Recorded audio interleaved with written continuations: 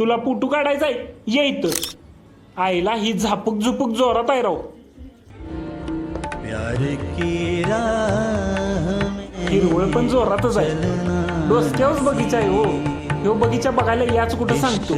आपल्या इस्लामपुरात कचेरीपासून गांधी चौकात जाताना व्यायामशाळेच्या सरळ पुढं कॅफे रेड आहे म्हणून आहे, तिथंच आहे यो बगीचा. ह्या कॅफे बद्दल भरपूर ऐकलेलं आणि रील पण बघितलेलं, पण आपण स्वतः जाऊन बघितल्याशिवाय आपल्याला पटत नाही. आतनं तर कॅफे एक नंबरच आहे.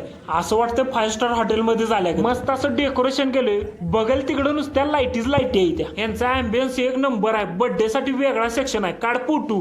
अशी टॉपची कॅफे आपल्या इस्लामपुरात आहे. ही कशाचं पान आहे मला कमेंट मध्ये सांगा. तवर मी यांचं मेनू कार्ड बघतो.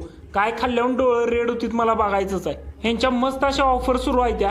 मग आपण मीडियम साईजचा पिझ्झा मागवला. पिझ्झा तर क्वालिटीच होता.